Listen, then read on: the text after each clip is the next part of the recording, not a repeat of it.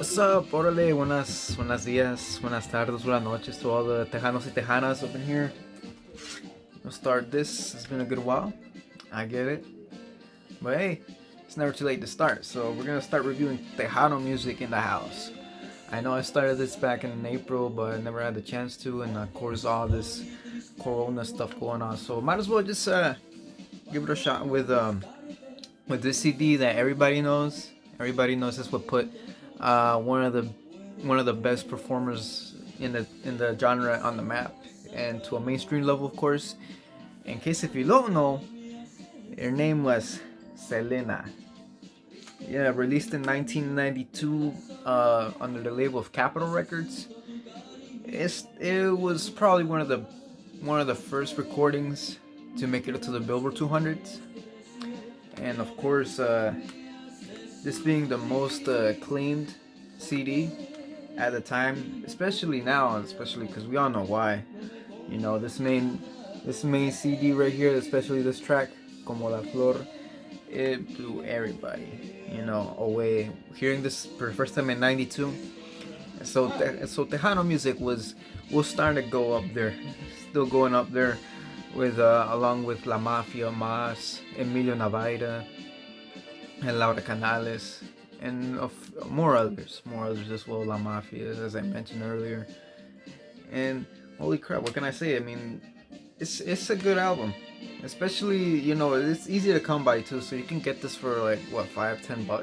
I got mine for $5 at a Walmart, and this is the first edition too. Even though it was already cracked when I first bought this about 2-3 years ago, and I mean I listened to the whole album, and I say it's worth it.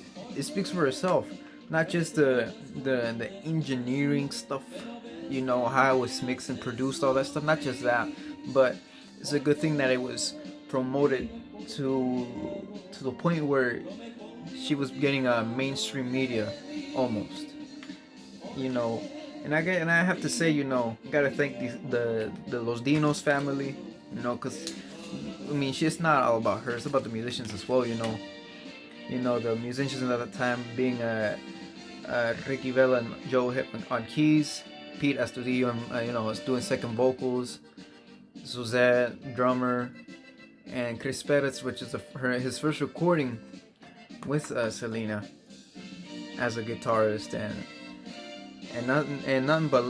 let's not forget Manny Guerra and Joel Guzman being on accordionist. I could have sworn, I thought it was David Lee Garza, because David Lee Garza used to do the recordings for Selena, and the previous album, Ven Conmigo, released in 1990. And more than anything, I mean, it's one hell of an album. It's one hell of an album here, you know. So, and I guess you can say one of my favorite CDs. I mean, one of my favorite tracks from this album would be like Si la quieres, Yo te sigo queriendo, y siempre estoy pensando en ti, which was, I think it was a duet.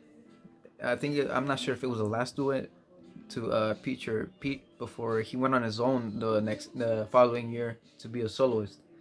But other than that, I mean, solid 10 out of 10. You know, the music, the time and effort that was put forward into it, and of course, I mean, let's not forget it was Selena that made it all possible.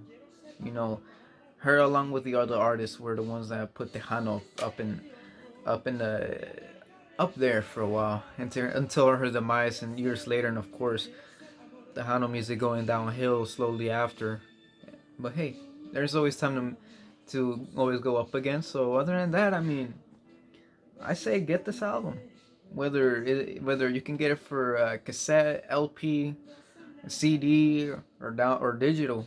I mean, I say stick with the CD or the LP, because I know there's some LP somewhere out there. Because I know, even though 1991 was the last year that major record labels stopped supporting vinyl records, there were still some out there somewhere. I think it's outside of the U.S., like in the third world countries, that still managed to distribute LPs down there up until mid to late '90s. So hey, I mean, get yourself one of this. The CD is one of a kind. Let's not forget, 10 out of 10. Well, this is El Tex Mezclupero over here, and have a good one.